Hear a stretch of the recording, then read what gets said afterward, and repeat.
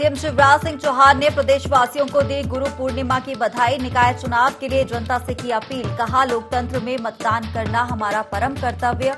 सही नगर सरकार चुनने के लिए मतदान करना ना भूलें।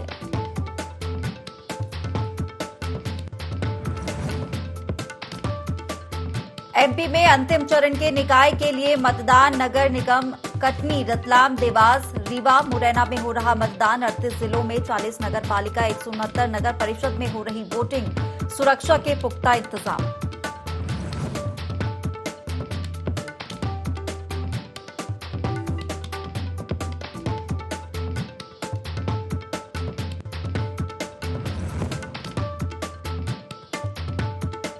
गुजरात और हिमाचल प्रदेश के लिए की गई कांग्रेस ऑब्जर्वर की घोषणा। विधानसभा चुनाव के लिए सीएम भूपेश बघेल को मिली हिमाचल और गुजरात की जिम्मेदारी। स्वास्थ्य मंत्री टीएस सिंहदेव को गुजरात का बनाया गया ऑब्जर्वर।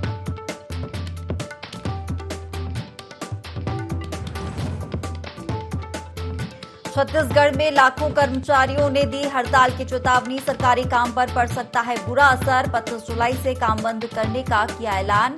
5 लाख कर्मचारी अधिकारी करेंगे हड़ताल।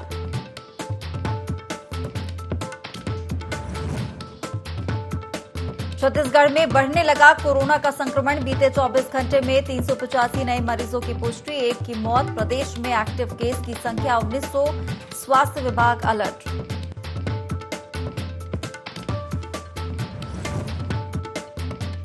और मध्य प्रदेश में आफत बनी बारिश। प्रदेश में मूसलाधार बारिश की चेतावनी। मौसम विभाग ने कई जिलों में किया ऑरेंज अलर्ट जारी।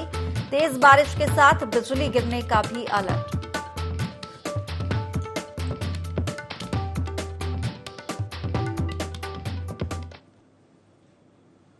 नमस्कार, बहुत स्वागत है आपका IND 24 में। मैं हूं आपके साथ हिमांशा मेहता। बुलेटिन की शुरुआत करेंगे बड़ी खबर के साथ जो भोपाल से मिल रही है, जहां गृह एवं जेल मंत्री डॉक्टर नरोत्तम मिश्रा दिल्ली दौरे पर हैं। चिकित्सा शिक्षा मंत्री विश्वास सारंग भी दिल्ली दौरे पर हैं। 18 जुलाई को राष्ट्रपति चुनाव को लेकर दोनों ही मंत्री को ट्रेनिंग दी जाएगी। मंत्री डॉक्टर नरोत्तम मिश्रा और विश्वास सारंग की दिल्ली में आज ट्रेनिंग है। 15 जुलाई को पार्टी के विधायकों और सांसदों से इस संबंध में चर्चा करेंगे। राष्ट्रपति चुनाव के लिए दोनों मंत्रियों को प्रदेश प्रभारी बनाया गया है।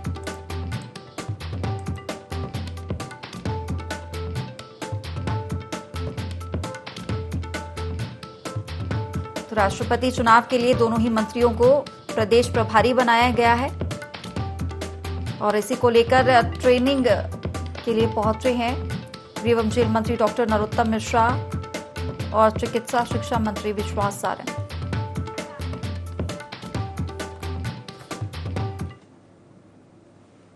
चलिए, और गृह एवं जेल मंत्री डॉक्टर नरोत्तम मिश्रा ने ट्वीट किया है। गुरु पूर्णिमा के अवसर पर मंत्री डॉक्टर नरोत्तम मिश्रा ने ट्वीट किया है। ट्वीट कर उन्होंने लिखा कि गुरुजनों एवं देशवासियों को ट्वीट कर उन्होंने बधाई दी है। तो गुरु पूर्णिमा को लेकर गृह एवं जेल मंत्री डॉक्टर नरोत्तम मिश्रा ने ट्वीट किया है। गुरु पूर्णिमा के अवसर पर मंत्री डॉक्टर नरोत्तम मिश्रा ने ट्वीट किया है। ट्वीट कर उन्होंने गुरुजनों एवं देशवासियों को बधाई दी है।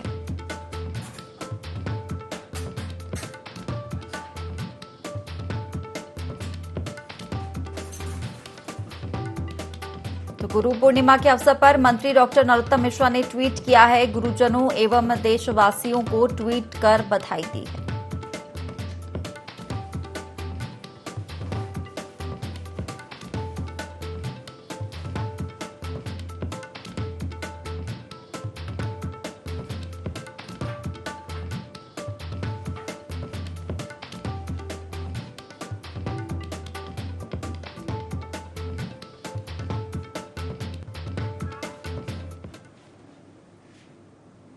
चलिए, और अब खबर रीवा से, जहां नगरीय निकाय के दूसरे चरण का मतदान जारी है। महापौर कांग्रेस प्रत्याशी अजय मिश्रा ने मतदान किया है। अपने परिवार के साथ मतदान केंद्र पहुंचकर अपने मत का प्रयोग किया है। तो ये खबर रीवा से, जहां नगरीय निकाय चुनाव के दूसरे चरण का मतदान जारी है और इसी के चलते महापौर कांग्रेस प्रत्याशी अजय मिश्रा ने मतदान किया है। अपने परिवार के साथ मतदान केंद्र पहुंचे हैं महापौर प्रत्याशी अजय मिश्रा और मत का प्रयोग किया।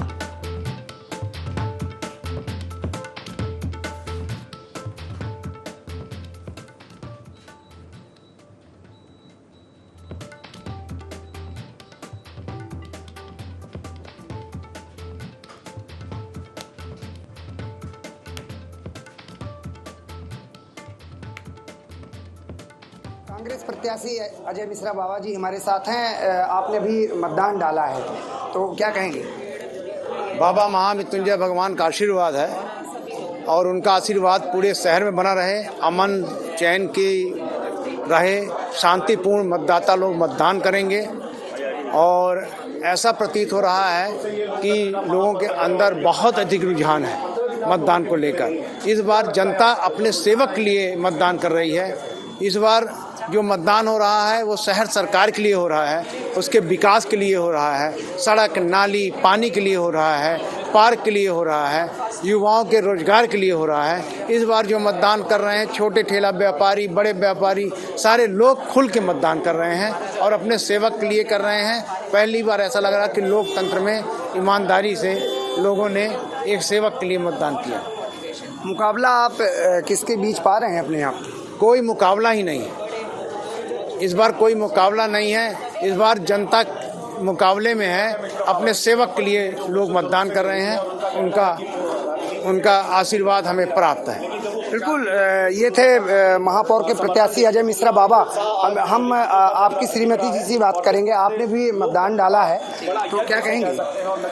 मैं बोलूँगी इस बार कि मुझे काफ़ी इस बार का जो इलेक्शन है काफ़ी इंटरेस्टिंग लग रहा है और लोगों में काफ़ी उत्साह दिख रहा है। रीवा की जनता ऐसा लग रहा है जैसे हम कोई पारिवारिक कार्यक्रम में शामिल हो रहे हैं और सब एकदम बढ़ चढ़ के, सभी हमारी जनता जो रीवा की है सभी बढ़ चढ़ के हिस्सा ले रही है। आप लगातार चुनाव कैंपेनिंग से जुड़ी रही, लोगों के बीच भी जाके देखी हैं आपने, तो किस तरीके से समर्थन भी आपको लोगों को? समर्थन हम लोग के लिए एक प्रोत्साहन था।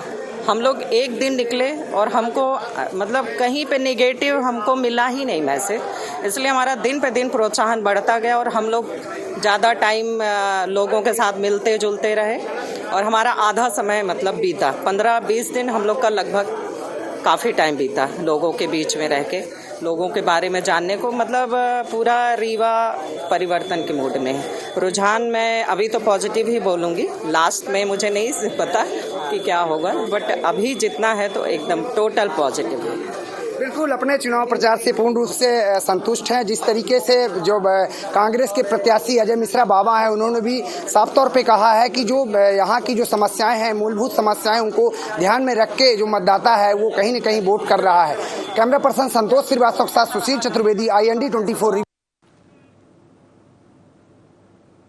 चलिए और अब खबर नर्मदापुरम से, जहां कलेक्टर मतदान केंद्र पहुंचे हैं। कलेक्टर नीरज कुमार सिंह और SP गुरुकरण सिंह ने निरीक्षण किया है। ग्वालटोली, सिंधी कॉलोनी क्षेत्रों के मतदान केंद्रों का निरीक्षण किया।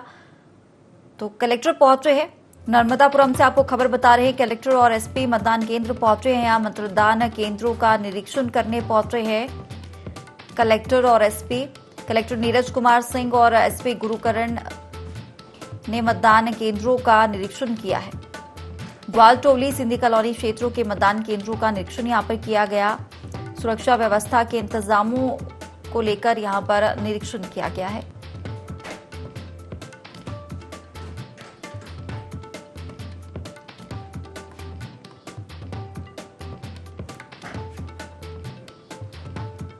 तो ग्वालटोली, सिंधी कॉलोनी क्षेत्रों के मतदान केंद्रों का निरीक्षण करने पहुंचे हैं कलेक्टर और SP। लगातार मतदान केंद्रों में पहुंच रहे हैं और सुरक्षा व्यवस्था को लेकर लगातार यहां पर निगरानी मतदान केंद्रों में रखी जा रही है।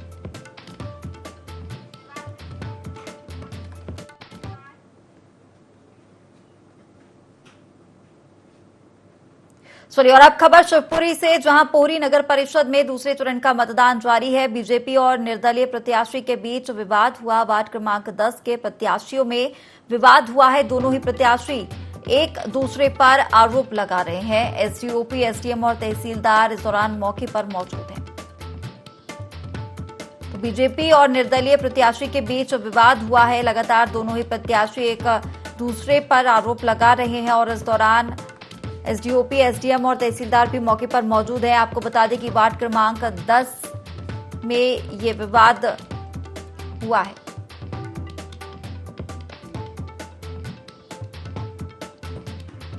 SDOP और SDM तहसीलदार मौके पर मौजूद हैं। दोनों ही प्रत्याशियों के बीच विवाद हुआ है। पूरी नगर परिषद के दूसरे चरण का मतदान जारी है और इसी के चलते बीजेपी और निर्दलीय प्रत्याशी के बीच विवाद हुआ। एसडीओपी और एसडीएम इस दौरान मौके पर मौजूद है।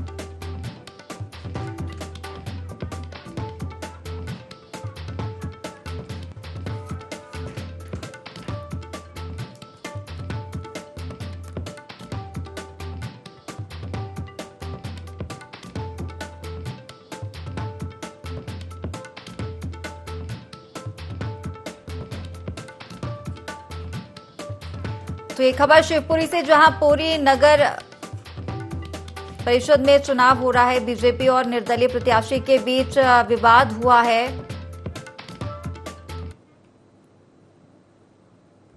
चलिए, तो निकाय का रण लगातार जारी है और नगरीय निकाय के दूसरे चरण का मतदान जारी है। लगातार 5 नगर निकायों में मतदान हो रहा है और मुरैना, भिंड, देवास, शिवपुरी के पोहरी और देवास के सोनखच सहित दमोह के तेंदुखेड़ा से तस्वीरें आपको दिखा रहे हैं किस तरीके से लगातार मतदान जारी है। चलिए, तो लगातार मतदान हो रहा है और मतदान करने के लिए मतदाता भी पहुंच रहे हैं। नगरीय निकाय के दूसरे और अंतिम चरण का आज मतदान हो रहा है और रुझान बहुत ज्यादा मतदाताओं में देखने के लिए मिल रहा है। लगातार मतदान केंद्रों में मतदाता मतदान करने के लिए पहुंच रहे हैं और खासा रुझान यहां पर देखने के लिए मिल रहा है। और बातचीत करने के लिए तमाम हमारे जो मेहमान हैं वो पहुंच गए हैं और सबसे पहले बात करेंगे। हमारे साथ कांग्रेस प्रवक्ता रवि वर्मा हमारे साथ स्टूडियो से मौजूद हैं। आपका बहुत स्वागत है IND 24 में। और वरिष्ठ पत्रकार योगीराज योगेश जी भी हमारे साथ स्टूडियो में मौजूद हैं और इसके साथ ही बीजेपी से प्रवक्ता उमेश शर्मा भी हमारे साथ जुड़ गए हैं। आपका भी बहुत स्वागत है IND 24 में। और सबसे पहले बात करूंगी कांग्रेस प्रवक्ता रवि जी, आपसे सबसे पहले बात करूंगी क्योंकि दूसरे चरण और अंतिम चरण का मतदान हो रहा है और जिस तरीके से अगर पहले चरण को देखा जाए, क्योंकि मतदान प्रतिशत कम रहा, मतदाता पर्चियों को लेकर थोड़ा सा यहाँ पर जो परेशानी वाला सबब बना था, इस बार किस तरीके की व्यवस्था यहाँ पर की गई थी? लगातार फिलहाल जो रुझान है वो देखने को मिल रहा है। जी हिमाशा जी, दरअसल ये सारी जो अव्यवस्था फैली है, जो आज मध्य प्रदेश में हजारों लाखों जो मतदाता हैं अपने मतदान से जो वंचित रह गए हैं, ये किसकी गलती की वजह से रह गए हैं? ये सरकार का, शिवराज सरकार का सबसे बड़ा फेल्योर है कि आज जो मतदाता है वो अपने मतदान से वंचित रह गया। क्योंकि इसमें कहीं ना कहीं भारतीय जनता पार्टी की जो हार है वो निश्चित रूप से नजर आ रही है और उसकी बू आ रही है लगातार कि इस प्रदेश की जनता मन बना चुकी है कि इस जो गड़बड़ घोटाले वाली जो सरकार है, जिसने लगातार 18 साल तक जो है प्रदेश की जनता को छलने का काम किया है, इसे सबक सिखाना है, जिसके भय से डरकर इस सरकार ने एक षड्यंत्र पूर्वक जो है इस तरह के कार्य को अंजाम दिया है। आप देखेंगे पंचायत चुनाव में जिस तरह के परिणाम आए हैं, लगभग जो है तीसरे चरण में भी अप्रत्याशित रूप से जो परिणाम आए हैं वो कहीं ना कहीं कांग्रेस के पक्ष में आए हैं। तो मैं इस बात को मानता हूं कि ये षड्यंत्र पूर्वक जो है सरकार ने जो है मतदाताओं के साथ कुठाराघात किया है। बिल्कुल रवि जी, ये भी जानना चाहूंगी क्योंकि त्रिस्तरीय पंचायत चुनाव भी हुए, एक लंबे समय बाद चुनाव हुए थे और इसके मद्देनजर जो राज्य निर्वाचन आयोग है तैयारियां लगातार कर रहा था। कहीं ना कहीं लगातार जो चुनाव हो रहे हैं और कमी कहीं ना कहीं रह जाती है, उसी के चलते पहले चरण में ये नजारा देखने को मिला था।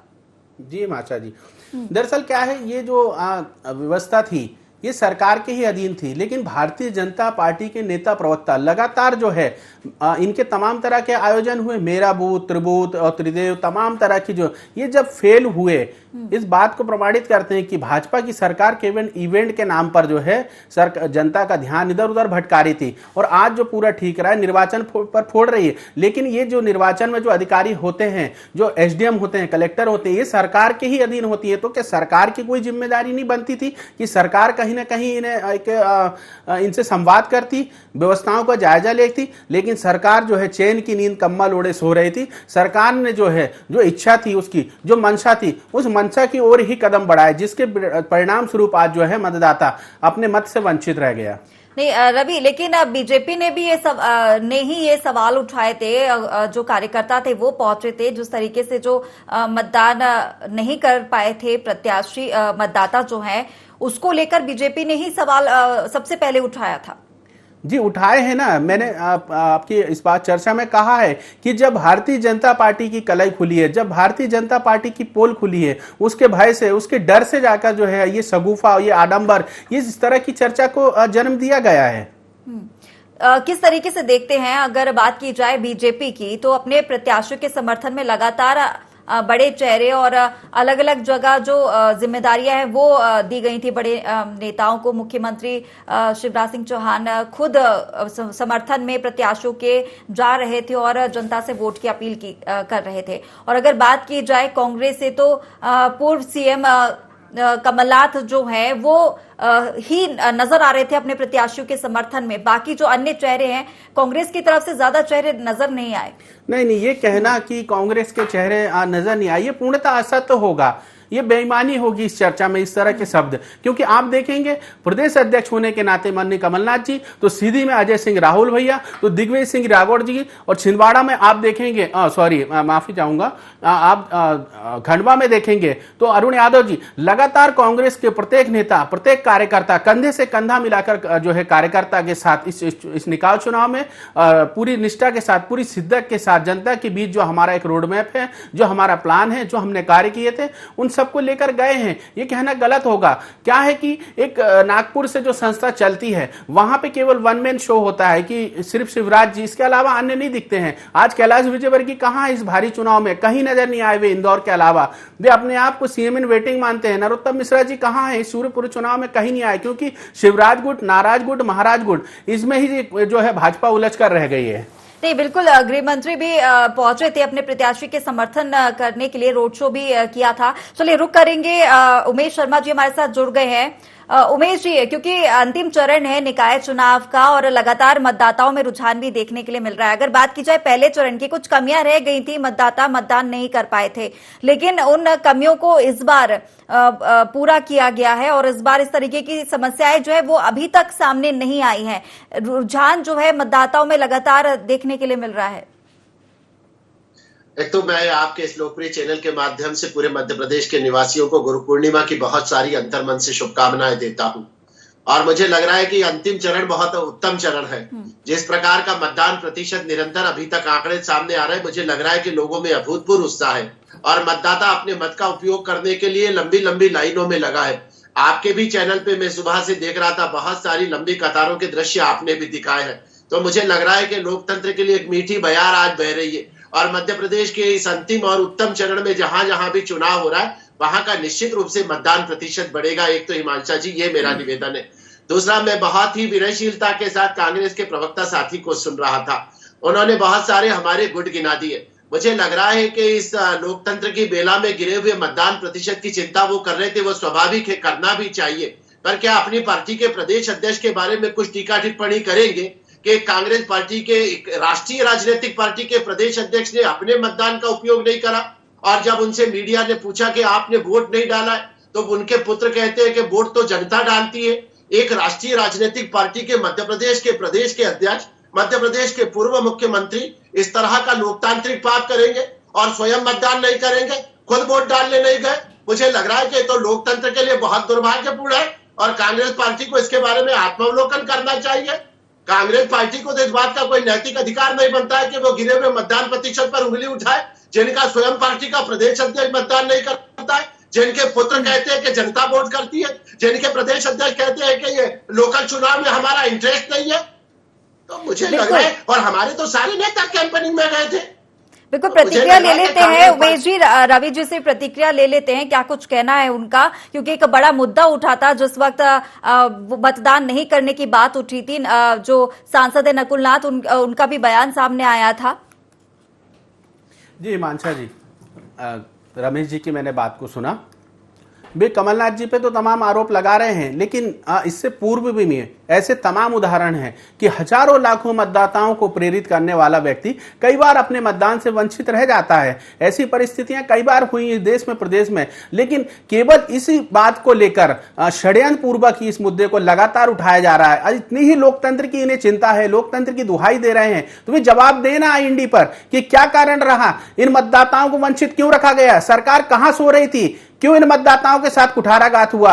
ये लोकतंत्र की वो बातें कर रहे हैं जिन्होंने, जो लोकतंत्र का जो सर्वोपरि जनादेश होता है, उस वोट को भी खरीदा और चोरी के रास्ते से सरकार बनाई है। चोरी के रास्ते से जो सरकार बनाकर बैठे हैं मुखिया और उनके नुमाइंदे और उनके संगठन के लोग, उनको इस तरह की बातें करने का कोई अधिकार नहीं है कि वे लोकतंत्र के पक्ष में इस तरह की बातें करें। आज प्रदेश में आप देखेंगे कि एक जीते हुए जनप्रतिनिधि से लाख 1.5 लाख रुपए की रिश्वत मांगी जा रही है। यह गठबंधन नजर आता है कहीं ना कहीं कि मध्य प्रदेश में क्या कानून व्यवस्था लाना चाहते हैं, किस तरह का लोकतंत्र जो है, एक लोकतंत्र जो स्थापित करना चाहते हैं। तो भारतीय जनता पार्टी का चाल चरित्र तो चेहरा मध्य प्रदेश की जनता देख रही है। हिमांशा जी जी, उमेश जी, कहीं ना कहीं अगर जनप्रतिनिधि भी वोट डालते हैं, तमाम तस्वीरें हम भी दिखाते हैं, जनता को असर पड़ता है, क्योंकि जब जनता ये देखती है कि जनप्रतिनिधि खुद भी वोट डालने जा रहे हैं, जागरूक हैं, तो हम क्यों ना चाहें, हमें तो अधिकार है अपनी सरकार चुनने का। हिमांशा जी, मैं आपकी बात से 100% सहमत हूँ। आप बताइए कि कितना बचकाना तर्क है कि हमारे प्रदेश अध्यक्ष इसलिए वोट नहीं डाल पाए कि उनकी चुनावी व्यस्तता थी। चुनावी व्यस्तता तो मुख्यमंत्री शिवराज जी की भी थी। सपरिवार गए, उनकी धर्मपत्नी साथ में गई, उनके दोनों पुत्र साथ में गए और वहां का जेत गांव में जाकर उन्होंने मतदान करा है। व्यस्तता अपनी जगह होती है, पर मुझे लगता है कि हम सबका ये एक लोकतांत्रिक उत्तरदायित्व बनता है कि हम अपने मतदान का उपयोग करें। मैंने करा है, आपने किया होगा, सारे लोग करते हैं, योगदत्त जी बैठे उन्होंने भी किया होगा। तो मुझे लग रहा है कि ये तो बड़ा कुतर्क है। और आज बार बार कांग्रेस के प्रवक्ता साथी और अन्य चैनलों पर भी इस प्रकार की बात करते हैं कि हमने लोकतांत्रिक ढंग से चुनी हुई सरकार को गिरा दिया। ये सरकार को गिराने का पाप हमने नहीं करा था। ये सरकार तो अपने अंतर्द्वंद और अंतर्विरोध का शिकार होकर गिरी थी। एक वयोवृद्ध नेता को मुख्यमंत्री भी स्वयं रहना था, उन्हीं वयोवृद्ध नेता को प्रदेश अध्यक्ष भी स्वयं रहना था। जिस समय चुनाव नहीं हुआ था उस समय ज्योतिरादित्य सिंधिया जी ने कमलनाथ जी के साथ कदम से कदम और कंधे से कंधा मिलाकर इस सरकार की निर्मित करी थी। हम तो कमलनाथ जी को चुनौती मानते नहीं थे। हमने तो नारा दिया था कि माफ करो महाराज, हमारे नेता शिवराज। हम तो ज्योतिरादित्य को चुनौती मानते थे। और जिस समय सरकार अस्तित्व में आ गई उस समय दुर्भी संधि रची गई, एक लाक्षागृह का निर्माण करा और दिग्विजय सिंह जी और कमलनाथ ने मिलकर ज्योतिरादित्य सिंधिया की जिस प्रकार की उपेक्षा करी, उसके कारण इनकी सरकार में अंतर्विरोध बढ़ा और ये कमलनाथ जी की सरकार अपने अंतर्द्वंद, अपने अंतर्विरोध का शिकार होकर धराशायी हो गई। और जिस समय अल्पमत की स्थिति का निर्माण हुआ तो हमने अपना लोकतांत्रिक धर्म निर्वहन करा और हमने बहुमत का दावा पेश करा और सरकार बनाई। आप अपनी सरकार को बचा नहीं पाए और बार बार आप भारतीय जनता पार्टी पर दोषारोपण कर रहे हैं। और आज भी कांग्रेस पार्टी में जूते में दाल पट रही है। श्यामला हिल्स के दहलीज पर जाकर दिग्विजय सिंह धरना देते हैं तो कमलनाथ जी वहां सार्वजनिक रूप से उनको लताड़ लगाते हैं। तो मुझे लग रहा है कि कांग्रेस पार्टी के अंदर इस समय जो आपसी सरफुटबल चल रहा है, उस सरफुटबल के कारण चुनाव के परिणाम भी जिस तरह के हम चाह रहे हैं उसी प्रकार के चुनाव परिणाम आएंगे। हाँ, एक बात जरूर गंभीर है कि जो मतदान का प्रतिशत कम हुआ है ये केवल भारतीय जनता पार्टी के लिए नहीं, मुझे लग रहा है कि हम सभी के लिए चिंता का विषय है। और उस चिंता के विषय को समय रहते समीक्षा करी गई है। और आज जब हम शाम को बैठेंगे हिमांशा जी, आप देखेंगे कि दूसरे और इस अंतिम और उत्तम चरण का मतदान प्रतिशत जो है वो पिछले चरण के बजाय बहुत ज्यादा अधिक होगा। उन सारी कमियों को विश्लेषित करा गया है और उन कमियों को दूर करा गया है। कचरा आना घर में प्रतिदिन का स्वभाव होता है, पर झाड़ू लगाना भी हमारे आचरण में होना चाहिए। हो सकता है कि समस्याएं खड़ी होती है, उनके समाधान निकालना पड़ते हैं। छाती कूटा करने और विलाप करने से समाधान प्राप्त नहीं होते हैं। साहस पूर्वक उनका सामना करना पड़ता है। जिन कारणों से मतदान प्रतिशत कम हुआ था, बीएलओ मतदाता पर्चियां नहीं बांट पाए थे, 2-3 राजनीतिक कारण भी थे। एक तो पहले राजनीतिक दल के कार्यकर्ता मतदाता पर्चियां बांटते थे। जिस समय से सरकारी मतदाता पर्चियां बंटने लगी है और बीएलओ मतदाता पर्ची बांटने लगे हैं, तब से कहीं ना कहीं राजनीतिक दलों के कार्यकर्ताओं ने इस काम को बंद कर दिया। इसका दुष्परिणाम यह हुआ है कि एक तो सीधा संवाद मतदाता से हो नहीं पा रहा है। जो राजनीतिक दल का कार्यकर्ता विश्लेषित कर सकता है मतदाता को, वो सरकारी कर्मचारी नहीं कर सकता है। वो सरकारी कर्मचारी या बीएलओ जो है वो अन्यत्र स्थान से ड्यूटी करने आता है और जो कार्यकर्ता होता है वो उसी बूथ का होता है। तो बिल्कुल लौटूंगी उमेश जी, और फिलहाल रुक करेंगे बड़ी खबर की ओर जो भिंड से मिल रही है, जहां नगरीय निकाय चुनाव दूसरे चरण का मतदान लगातार जारी है। उपद्रव की आशंका से घूम रहे लोगों को पुलिस ने हिरासत में लिया है। जिला पंचायत सभागार में नजरबंद भी किया गया। साथ ही पुलिस अधीक्षक शैलेंद्र सिंह के निर्देशन पर यह पूरी कार्रवाई की गई है। तो नगरीय निकाय चुनाव के दूसरे चरण का मतदान लगातार जारी है और अति संवेदनशील इलाका है भिंड, और इसी के चलते उपद्रव की आशंका से घूम रहे लोगों को पुलिस ने हिरासत में ले लिया है। साथ ही जिला पंचायत सभागार में नजरबंद कर दिया गया है। तो किसी भी प्रकार का उपद्रव ना हो सके, इसे लेकर पुलिस ने हिरासत में ऐसे उपद्रवियों को ले लिया है। और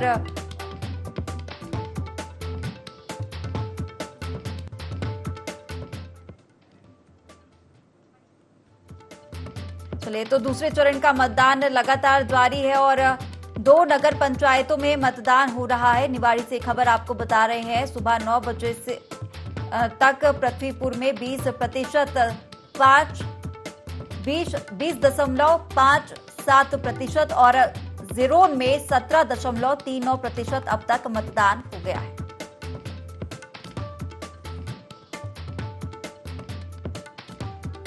तो ये खबर निवाड़ी से, जहां नगरीय निकाय चुनाव के दूसरे चरण का मतदान लगातार जारी है। और सुबह 9 बजे की बात करें तो पृथ्वीपुर में 20% और जोरेन में 17% से अधिक मतदान हो चुका है।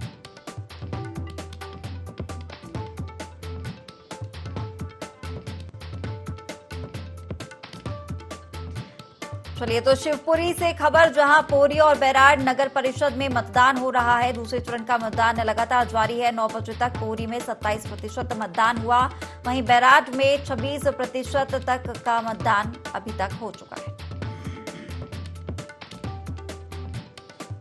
बैराड में 26% तक का मतदान अब तक हो चुका है। खबरों में आगे बढ़ेंगे और रुक करेंगे बड़ी खबर की ओर, जो रीवा से मिल रही है, जहां त्योथर में नगरीय निकाय चुनाव के दूसरे चरण का मतदान जारी है। एसडीओपी समरजीत सिंह और सुहागी थाना प्रभारी ने निरीक्षण किया है। पुलिस बल के साथ मतदान केंद्रों का निरीक्षण यहां पर किया जा रहा है। महिलाओं और बुजुर्गों में भारी उत्साह देखने को मिल रहा है। वृद्ध महिला ने मतदान केंद्र पहुंचकर मतदान किया है। तो लगातार लोगों में मतदान को लेकर उत्साह दिख रहा है। पुलिस बल के साथ मतदान केंद्रों का निरीक्षण भी लगातार जारी है।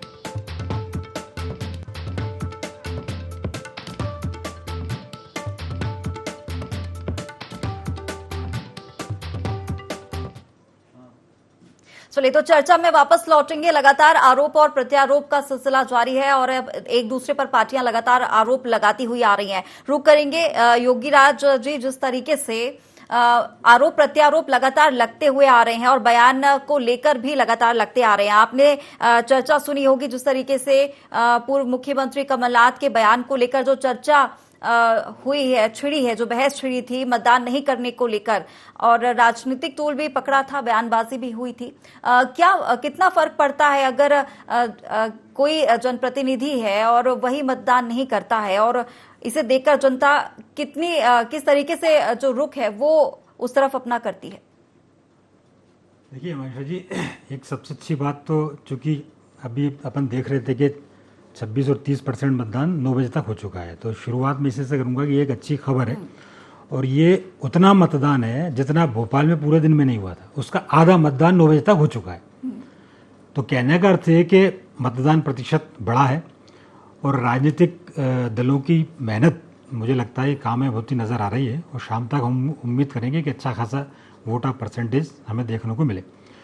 जहाँ तक आपने प्रश्न किया है कि एक प्रतिनिधि यदि वोट न डाले, तो ये तो डेफिनेटली बहुत गलत मैसेज जाएगा, क्योंकि जब इतने सारे कैंपेन चलाए जाते हैं वोट डालने को लेके कि सारे काम बाद में, सारे काम छोड़ दो, सबसे पहले वोट दो, ये तमाम तरह के कैंपेन हम पिछले 2-3 चुनाव से सुनते चले आ रहे हैं।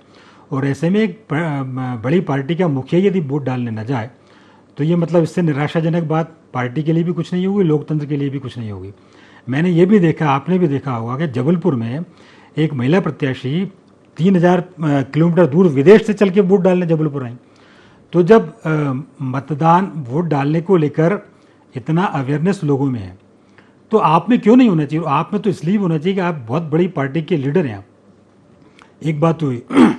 दूसरी बात ये हुई कि definitely voting percentage of voting पिछली बार कम हुआ।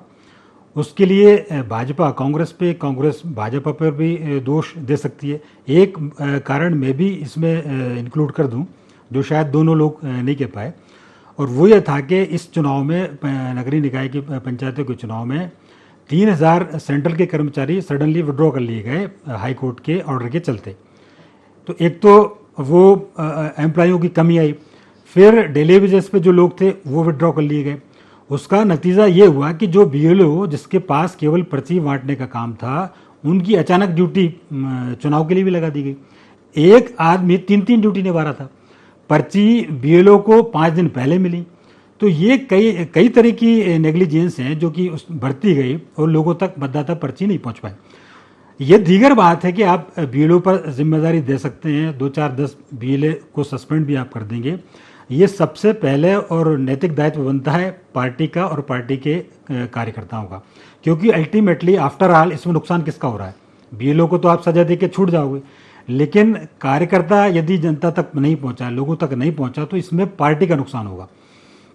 और भोपाल में एक चीज़ और मैं आपके सामने यहाँ रखना चाहूँगा, ये कास्टिज्म की मैं बात नहीं कर रहा, लेकिन अवेयरनेस की बात मैं आपको कर रहा हूँ। भोपाल में सबसे ज़्यादा वोटिंग हुई उत्तर विधानसभा में, और कुछ इलाकों में जहाँ मुस्लिम कैंडिडेट खड़े हुए थे उनके साथ 4 आदमी भी नहीं थे प्रचार के दौरान, लेकिन जब वोटिंग हुई तो मालूम पड़ा कि भीड़ लग गई उन लोगों की। तो ये अंडर करंट कहाँ से पैदा हुआ? ये कहाँ से? ये कहीं ना कहीं या तो ये कहें कि ये वो लोग ऑटोमेटिकली जागरूक हैं, वो जानते हैं कि एक वोट का इंपॉर्टेंस कितना है इस लोकतंत्र में। तो लोगों को भी ये समझना पड़ेगा, पार्टी कार्यकर्ताओं को भी ये समझना पड़ेगा और पार्टी को भी ये समझना पड़ेगा। अब एक और बात जो दीगर जो अभी यहाँ दोनों की चर्चा की बीच उठी, उस पर भी मैं आपका ध्यान दिलाना चाहूँगा कि जब भी बात आती है कांग्रेस हमेशा ये बोलती है कि साहब हमारी सरकार को फलाने ने गिरा दिया गया। मुझे अभी तक ये समझ में नहीं आया कि सरकार बने हुए भी 2 साल हो गया बीजेपी को, कांग्रेस आखिर इन मुद्दों को कब तक इनको इनकेश करना चाहती है, कब तक इन मुद्दों को उठाना चाहती है। और इससे भी बड़ी बात, मैं उत्तर विधानसभा में दिग्विजय सिंह जी की सभा सुन रहा था, मैं विभा पटेल यहाँ जो महापौर की प्रत्याशी, उनके समर्थन में उन्होंने सभा की थी। उस सभा में वो जिक्र कर रहे थे नोटबंदी का, वो जिक्र कर रहे थे कि हिंदुस्तान के 50 उद्योगपति और धन कुबेर हो गए। मुझे ये समझ में नहीं आता कि यदि नगरीय निकाय के चुनाव में भी यदि नोटबंदी मुद्दा है तो फिर भगवान मालिक है कि मतलब नगर निकाय के चुनाव में मुद्दा क्या होना चाहिए? बिल्कुल। भोपाल का तालाब भोपाल की जीवन दायिनी है, किसी पार्टी ने उसको मुद्दा नहीं बनाया। तो जो लोकल इश्यूज के लिए जो चुनाव होते हैं उन पर तो आप बात करें, कहाँ नोटबंदी और कहाँ उद्योगपति और धन कुबेरों की आप बात कर रहे हैं। तो ये भी मुझे लगता है कि ये सब चीजें बंद होनी चाहिए, और जो मूल विषय, जो विषय आज का है नगरीय निकाय चुनाव का है, उन इश्यूज को लेकर जाएं, वोट आप परसेंटेज कम हुआ है उसको लेके बात करें तो ज्यादा बेहतर होगा। बिल्कुल। योगेश जी, जिस तरीके से यहाँ पर जो निकाय चुनाव स्थानीय मुद्दों को लेकर बातचीत होनी थी, लेकिन राज्य और राष्ट्रीय मुद्दों को लेकर ज्यादा चर्चा इस चुनाव में हुई है जब प्रचार प्रसार चल रहा था। उमेश जी से बात चाहूंगी। उमेश जी, जिस तरीके से निकाय चुनाव है, क्योंकि स्थानीय मुद्दों पर ज्यादा चर्चा होनी चाहिए थी, लोगों को स्थानीय मुद्दों को लेकर ज्यादा जागरूक करना चाहिए था कि ये विकास यहाँ पर किया जाएगा, इस तरीके से जो हमारा प्रत्याशी है वो आपकी सुविधाओं को लेकर विकास करेगा। लेकिन राज्य और राष्ट्रीय जो मुद्दे थे उनको इस बार चुनाव में तूल बनाया गया है। क्या ये भी इसको लेकर देखा जा सकता है कि 2023 में भी चुनाव होने वाले हैं? क्या सबको मिलाकर इस बार अभी से ही तैयारी कर ली गई है? आप भारतीय जनता पार्टी के चुनाव कैंपेनिंग को देखिए, चाहे शिवराज सिंह जी चौहान का रोड शो हो या सभाएं हो, या हमारे प्रदेश के अध्यक्ष माननीय विष्णुदत्त शर्मा जी का रोड शो हो या सभाएं हो, या भारतीय जनता पार्टी के हमारे जितने भी हमने मध्य प्रदेश के वरिष्ठ नेताओं के प्रवास हुए थे इस चुनाव के दौरान, किसी ने भी स्थानीय मुद्दों के अतिरिक्त अन्य किसी विषय को छुआ नहीं। हमारा जो पूरा चुनाव कैंपेनिंग था वो मध्य प्रदेश पर केंद्रित था, क्योंकि हमें मालूम था कि हम अपनी 16 नगर निगमों का रिपोर्ट कार्ड प्रस्तुत कर रहे थे। हमने इंदौर के कैंपेनिंग को फोकस रखा तो हमारे पूर्ववर्ती 4 महापौरों के कार्यकाल की उपलब्धि पर केंद्रित रखा। हमने इंदौर का चुनाव कैंपेनिंग फोकस करा तो इंदौर के स्मार्ट सिटी कंसेप्ट करा। हमने भोपाल का चुनाव कैंपेनिंग फोकस करा तो भोपाल के इश्यूज पर करा। तो हमने कहीं भी ऐसा कोई मुद्दा जो राष्ट्रीय और अंतरराष्ट्रीय मुद्दा उसको छूने का प्रयास नहीं करा, क्योंकि हम भलीभांति इस बात। बिल्कुल उमेश जी, आपने जिस तरीके से कहा कि मध्य प्रदेश के मुद्दे को लेकर हमने ध्यान आकर्षित किया है, लेकिन अभी बात की जाए तो जो बारिश हुई है उसमें जो सारी पोल वो खोलकर रख दी है, जगह जगह लोग परेशान हो रहे हैं, सड़कें भर रही हैं, ये सारी चीजें सामने आ रही है और जनता देख रही है कि खासी परेशानी यहाँ पर हो रही है। नहीं हिमांशा जी, आप समझ लीजिए, बारिश जो है वो स्वाभाविक है। ऋतु परिवर्तन होता है, जलवायु परिवर्तन होता है, बरसात का जब काल आता है तो वर्षा के काल के अंदर बारिश होती है। हम लोग लाख चाक चौबंद तैयारियां कर ले, पर घंटे 3-4 घंटे अगर निरंतर बारिश होती है तो घंटे आधे घंटे के लिए इस प्रकार की अप्रिय स्थिति निर्मित हो जाती है कि कहीं पर नाली में कोई गाद जम गई होगी। हालांकि नगर निगम का जो अमला होता है वो इसके पहले पूरी तैयारियां करता है, और लेकिन जो उमेश जी तैयारियां नहीं दिखाई दी। प्रशासन का काम है, सरकार प्रशासन जो है को कहती है, निगम प्रशासन का काम है कि निगम ये पहले बरसात के पहले जो तैयारियां हैं वो पूरी कर ली जाए।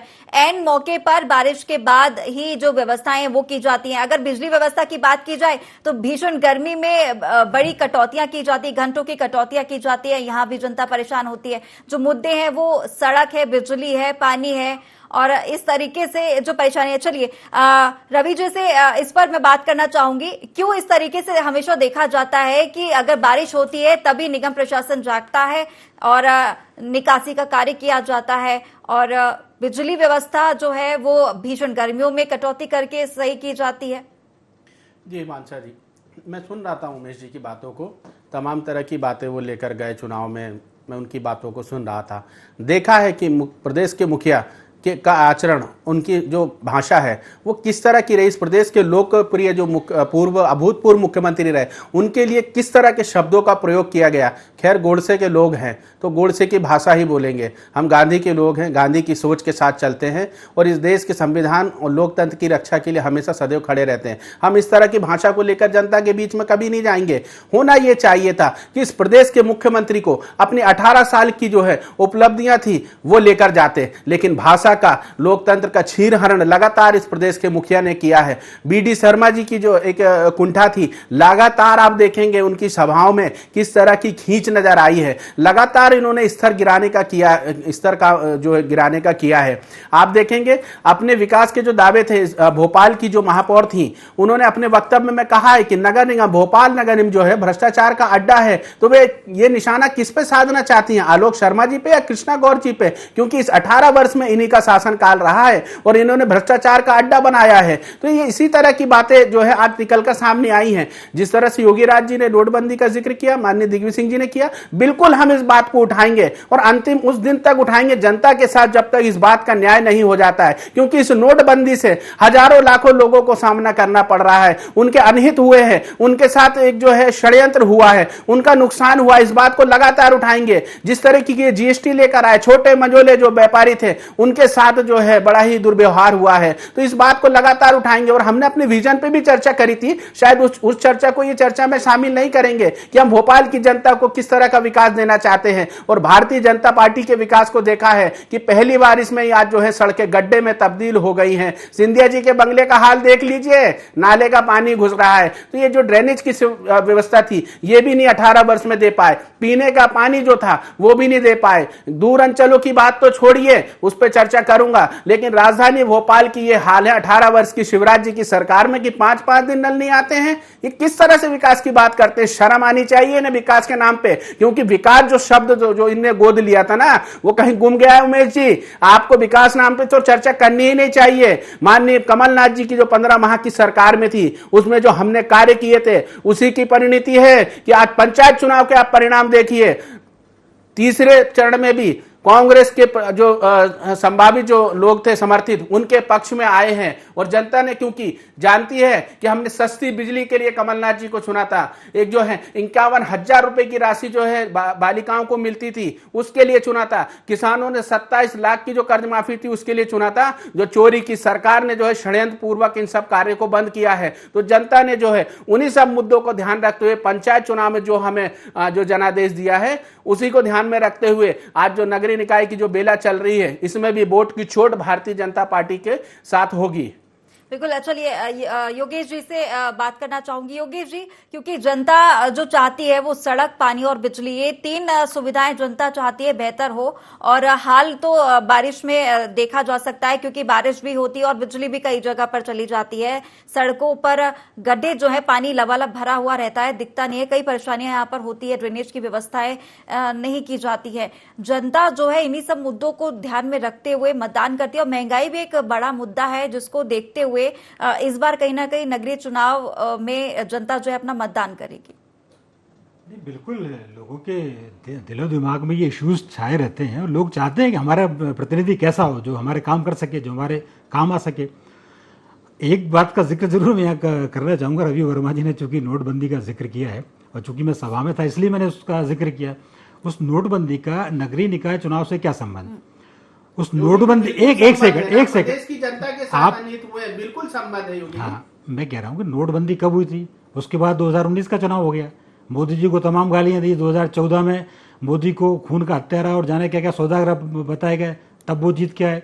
2019 में फिर नोटबंदी का जिक्र हुआ, तब वो जीत के आए। फिर उपचुनाव हुए, तब भी यही इश्यूज रहे। मैं नहीं, ये आपका विषय। आप नोटबंदी आजीवन उठाइए। आप इस मुद्दे को डिक्लेयर कर दीजिए कि हम जब तक कांग्रेस पार्टी जीवित है हम नोटबंदी उठाएंगे। पर सवाल ये है कि ऐसे इश्यूज से किसका भला होने वाला? आप मुझे बताइए। आप जिस इश्यूज को लेकर आप एक बार दो बार लोगों के बीच जा चुके और लोगों ने अपना मैंडेट दे दिया, तो मुझे ऐसा लगता है कि इससे पार्टी का ही नुकसान होगा। आपको इश्यूज उठाने चाहिए। जैसे मैं खुद उस पिछले बारिश का मौसम हुआ था और हम लोगों ने ID24 पे इश्यूज उठाया था कि महापौर थे आलोक शर्मा और उन्होंने उस सड़क पे जाके फोटो खिंचाया था बाकायदा भरे हुए पानी में, और ये कहा था कि नहीं अब इसके बाद यहाँ पानी नहीं भरा जाएगा, और मालूम पड़ा कि वो फिर डूब गई। तो हम खुद ये चाहते हैं कि ऐसे इश्यूज लोगों के उठाए जाएं और जनप्रतिनिधियों के ध्यान में बार बार लाया जाए। तो यही काम तो आप लोगों का, यही काम तो विपक्ष का है ना, कि वो इश्यूज जो सत्ता पक्ष ओवरलोप करना चाहता है, विलोपित करना चाहता, उस इश्यूज को ही लेकर तो आपको आना है ना। मान लो सत्ता पक्ष कह रहा है हम तो कोई इश्यूज नहीं उठाएंगे, तो फिर आपकी नैतिक जिम्मेदारी क्या बनती? और यदि उस नैतिक जिम्मेदारी से आप भागना चाहते हैं या आप ये कहना चाहते हैं कि हमने तो 2-4 मुद्दे ले लिए हम उन्हीं को उठाएंगे, तो मुझे ऐसा लगता है कि ये थोड़ा सा फिर हमें भी सोचना पड़ेगा कि हम विपक्ष को क्यों मौका दें। क्योंकि एक तरह से ये कैंपेन चल ही रहा है कि कांग्रेस मुक्त भारत होना चाहिए, लेकिन ये लोकतंत्र के लिए बहुत ज़रूरी है कि विपक्ष रहे, पावरफुल विपक्ष रहे। और पावरफुल विपक्ष ऐसा नहीं रहेगा कि आपका मुखिया ही वोट डालने ना जाए। आपको वोटा परसेंटेज यदि बढ़ाना है तो आपको आफ्टर ऑल नेता क्या होता है? एक समय था जब राजा को देखकर यथा राजे तथा प्रजा, ये कहावत बहुत वर्षों से प्रचलित है। राजा को देखकर प्रजा आचरण करती है। आज के दौर में वही राजा ये नेता है। अब आपका लीडर मान लो वोट नहीं डालेगा तो उससे क्या मैसेज जाएगा? तो कम से कम ऐसे मौक़ों पर ये तमाम सारे इश्यूज को परे रखकर वो चीज़ों पर तो सक्रिय भागीदारी निभाना चाहिए जिससे इसको खूबसूरत लोकतंत्र का निर्माण हुआ है, और वो इश्यूज उठाने चाहिए जिससे देश का, पार्टी का और सबका भला हो। बिल्कुल योगेश जी, क्योंकि कहीं ना कहीं अब जनता भी उभर चुकी है नोटबंदी के मुद्दे से और आगे ऐसे मुद्दे चाहती है जो बाकी जिससे जूझ रही है जनता, और ऐसे मुद्दे जो है विपक्ष उठाए। उमेश जी, ये जानना चाहूंगी क्योंकि जिस तरीके से लगातार स्थानीय मुद्दों को लेकर जनता अभी महंगाई को लेकर काफी ज्यादा परेशान है, और बिजली भी महंगी हो रही है और कोयले की भी कमी की बात आई थी। ये सारी बातें हैं, जनता इन मुद्दों को भी लगातार देखती है, पढ़ती भी है और ध्यान में रखती है। किस तरीके से स्थानीय मुद्दों को लेकर तैयारी की गई थी ताकि जो जनता है वो बीजेपी के प्रत्याशी को चुने? हिमांशु जी, जो मतदाता होता है वो अपने मतदान का जो निर्धारण करता है अपना मत का, वो बहुकोणीय दृष्टिकोण से करता है। वो राजनीतिक संगठन की साख को भी देखता है, वो प्रत्याशी के बारे में भी आकलन करता है, वो स्थानीय मुद्दों के बारे में भी ध्यान देता है, वो चुनाव कैंपेनिंग में सुनी और कही गई बातों को भी ध्यानपूर्वक सुनता है, वो वातावरण जो निर्मित हो रहा है उस वातावरण के आधार पर भी। तो किसी भी मतदाता का जो मत का निर्धारण होता है अंतिम 1-2 दिन में वो कर लेता है, तब तक वो अंतिम निर्णय पर पहुंच जाता है, पर वो बहुकोणीय दृष्टिकोण से विचार करता है। जो मैंने बताया उनको दोहराऊंगा नहीं। इसलिए प्रत्येक राजनीतिक दल का मुझे लगता है कि चिंता का विषय होता है, उत्तरदायित्व भी होता है कि वो बहुत सावधानी पूर्वक उन सारे मुद्दों का समाधान करे और मतदाता को अधिकतम ये विश्वास दिलाने में कामयाब हो कि मतदाता की चिंता के जो विषय है या मतदाता जो अपेक्षा कर रहा है, केवल चिंता नहीं अपेक्षा भी, तो जो राजनीतिक दल इस विश्वास पर खरा उतरता है कि जनता उस पर विश्वास करती कि हाँ जो अपेक्षा हम कर रहे हैं वो ये फलानी राजनीतिक दल का व्यक्ति या फलाना प्रत्याशी कर सकता है समाधान, तो उस राजनीतिक दल के पक्ष में मतदान होता है। मैं आपकी बात से सहमत हूं कि महंगाई का प्रतिशत बढ़ा हुआ है इस बात से कोई भी इनकार नहीं कर सकता, पर सरकार नियंत्रण लाने का निरंतर प्रयास भी कर रही है। तो अब केवल इस आधार पे हम जनता का विश्वास खो देंगे, ऐसा भी संभव नहीं है। हम जनता को ये विश्वास दिलाने में कामयाब होते हैं कि अन्य जो राजनीतिक दल इस समय चुनावी परिदृश्य में या राजनीति में मौजूद है, उनकी बनिस्बत भारतीय जनता पार्टी अपेक्षाकृत जो है वो जनता के लिए ज्यादा मुफीद है और जनता के लिए ज्यादा उपयोगी राजनीतिक दल है। तो ये विश्वास की फलश्रुति हमको मतदान के रूप में प्राप्त होती है। हम जनता को ये विश्वास दिलाने में कामयाब रहते हैं और ये वास्तविकता भी है कि अन्य राजनीतिक दल, चूंकि मध्य प्रदेश में तो दो दलीय व्यवस्था ही है लगभग, भारतीय जनता पार्टी और कांग्रेस पार्टी के मित्र हैं, तो कहीं ना कहीं जनता जो हमको आशीर्वाद देती है उसके पीछे का कारण यह है कि कांग्रेस पार्टी और भारतीय जनता पार्टी जब इसका तुलनात्मक विश्लेषण मतदाता करता है तो कहीं ना कहीं उसके विश्लेषण में भारतीय जनता पार्टी ज्यादा सटीक बैठती है।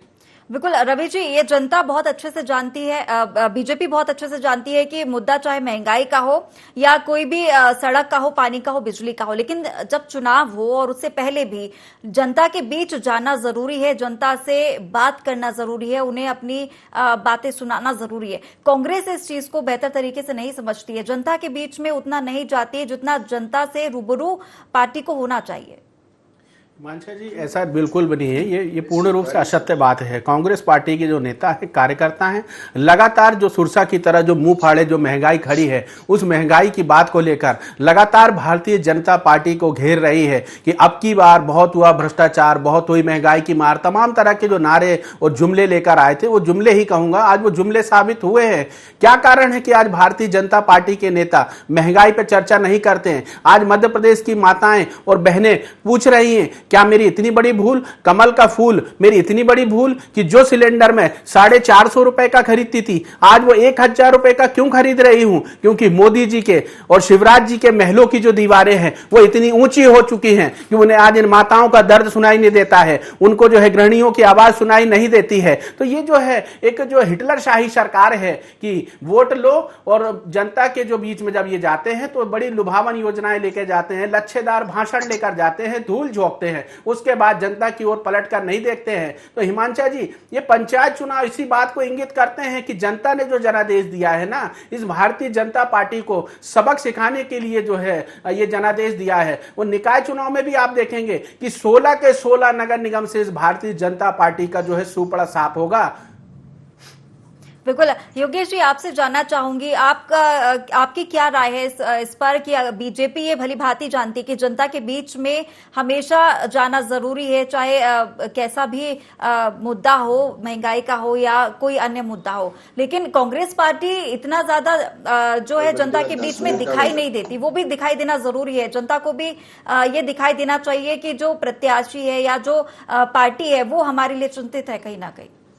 नहीं, सही बात है ना ये भाई, मैंने पहले भी कहा कि आखिर हम आपको क्यों चुने भाई, आप में कुछ विशेषता होंगी या आप हमारी अपेक्षाओं पर खरे उतरने में ज़्यादा कामयाब होंगे तो हम आपको चुनेंगे, क्योंकि आज का वो दौर नहीं रहा, आज विकल्प भी लोगों के पास बहुत ज़्यादा है।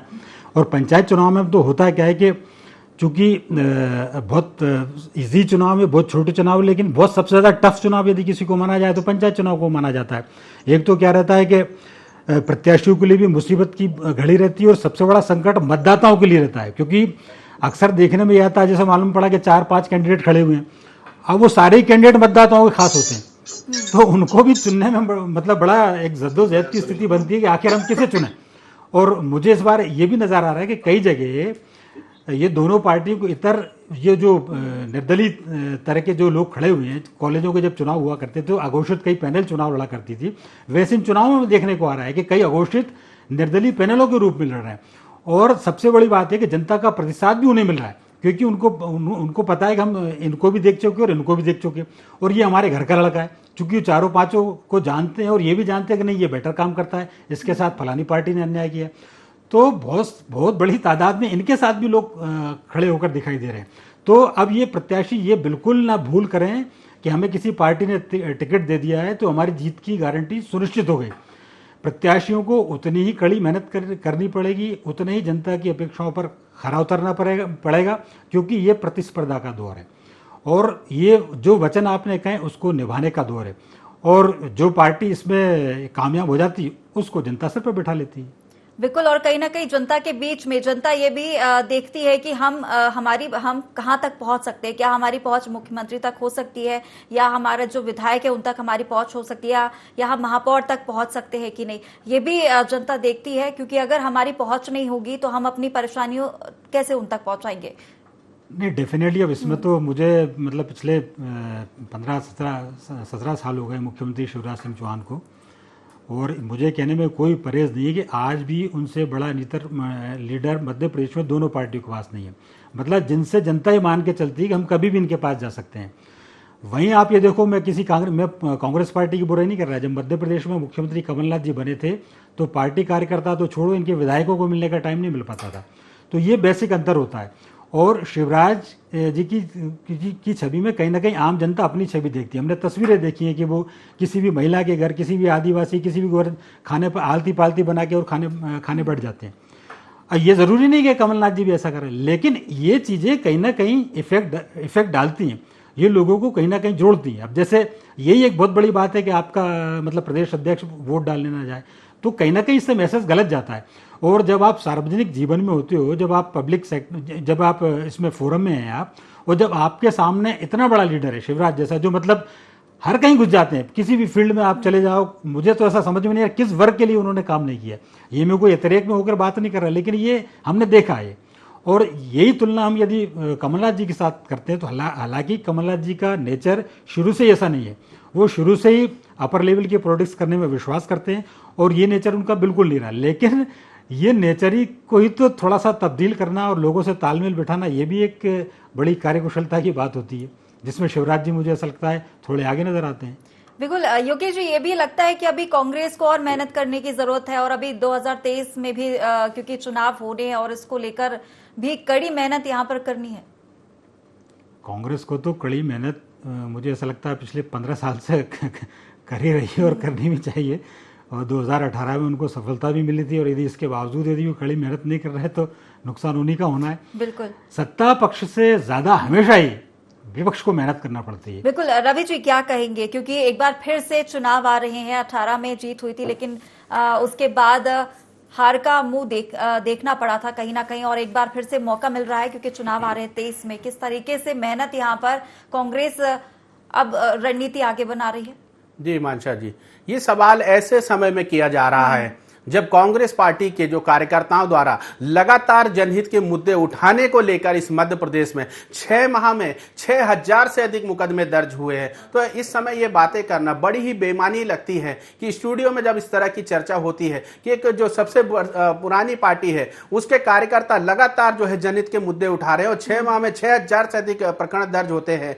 आखिर कार्यकर्ता जिस शिद्दत से, जिस मेहनत से जनता की आवाज उठा रहा है, हो सकता है कि चंद लोगों को वो आवाज सुनाई नहीं देती होगी, वो दिखता नहीं होगा, लेकिन कांग्रेस पार्टी का कार्यकर्ता जनता के साथ पूरी शिद्दत के साथ खड़ा हुआ। माननीय कमलनाथ जी खड़े हुए हैं। उन बातों में योगी जी एक बात और जोड़ना चाहूंगा कि आपने कहा कि शिवराज जी गले लग जाते हैं, शिवराज जी वहां चले जाते हैं। कमलनाथ जी भी लगातार मध्य प्रदेश में जब से आए हैं केंद्रीय राजनीति के दायरे से, जब वो मध्य प्रदेश के अध्यक्ष बने तो उन्हीं कमलनाथ जी के नेतृत्व में शिवराज जी का जो एक भ्रष्टाचारी सरकार थी उस सरकार को हमने ढहाया था। आप देखेंगे कि आज मध्य प्रदेश में लगातार आदिवासी भाइयों को मारा जा रहा है, बहनों की हत्याएं हो रही हैं, तब कमलनाथ जी लगातार वहां उपस्थित हो रहे हैं, उनका दर्द बांट रहे हैं, उनके दुख को बांट रहे हैं, उनके साथ खड़े हैं, उनके उस दर्द को, उनके एहसास को समझ रहे हैं। शिवराज जी कहां हैं? उनसे मिलने तक नहीं जाते हैं। प्रदेश में आज 2 दिन पहले की घटना देखिए, एक 8 वर्ष का जो एक नन्हा सा बालक 2 वर्ष के अपने भाई की जो है अपनी लाश जो है गोद में लेकर बैठा है। और शिवराज जी से जब प्रदेश के सम्मानित पत्रकार जब बात करते हैं तो वो उस पर 2 शब्द भी नहीं कहते हैं संवेदना के, और पीछे बीडी शर्मा जी जो है स्माइल करते हुए खसक लेते हैं। तो उनकी गंभीरता को प्रदेश की जनता देख रही है कि किस तरीके से केवल उनके वोट अर्जित करके सत्ता में आकर आज उनका किस तरह से तिरस्कार किया जा रहा है। इन बातों का हमें भूलना नहीं चाहिए कि किस तरीके से उनके साथ कुठाराघात लगातार जारी है। और कमलनाथ जी लगातार मध्य प्रदेश में जनता के साथ खड़े हैं, उनके दुख दर्द की लड़ाई लड़ रहे हैं। और आप देखेंगे कि 23 आ रहा है, क्योंकि हमारे नेताओं का ये चरित्र नहीं रहा है कि चुनाव आते ही जो है धूल झोंकने के लिए निकल जाए। हमारे नेता लगातार जो है चुनाव के इतर कार्यकर्ताओं से और जनता से संवाद स्थापित करते हैं और जनहित के मुद्दे उठाने को लेकर लगातार जो कार्यकर्ता जनता के बीच में लगातार दूसरे चरण का मतदान जारी है और मतदाता जो है मतदान करने के लिए पहुंच रहे हैं। अभी भी मतदान जारी है। कहीं ना कहीं किस तरफ जो मतदाता है वो अपना रुझान दिखाते हैं, तो देखने वाली बात होगी। शाम 5 बजे तक मतदान लगातार जारी रहेंगे। बड़ा ही दिलचस्प नगरीय निकाय चुनाव है, दूसरे चरण का और अंतिम चरण का। आप तीनों हमारे साथ जुड़े, आप तीनों मेहमानों का बहुत बहुत धन्यवाद। और जिस तरीके से एक दिलचस्प जो चुनाव है वो दूसरे चरण का नगरीय निकाय के देखने को मिल रहा है, जनता में भी भारी उत्साह नजर आ रहा है। लगातार मतदान केंद्रों में पहुंच रहे हैं, मतदान कर रहे हैं और शाम 5 बजे तक लगातार मतदान जारी रहेगा। चलिए बढ़ेंगे अगली बड़ी खबर की ओर, जो कटनी से मिल रही है। मतदान के दौरान ईवीएम में खराबी देखने को मिली है। कनेक्शन सॉकेट टूटने से 15 से 20 मिनट तक मतदान प्रभावित हुआ है। कावजी वार्ड के बूथ क्रमांक 25 का ये पूरा मामला है। सेक्टर प्रभारी चंद्र कुंवर सिंह ने मामले की पुष्टि की है। वहीं सुबह 9 बजे से 12% अब तक मतदान हो चुका है। तो कावजी वार्ड के बूथ क्रमांक 25 का ये मामला बताया जा रहा है। ईवीएम में खराबी का मामला सामने आया है, जिससे कुछ देर के लिए मतदान प्रभावित हुआ है। सेक्टर प्रभारी चंद्र कुमार ने इस बात की पुष्टि की है।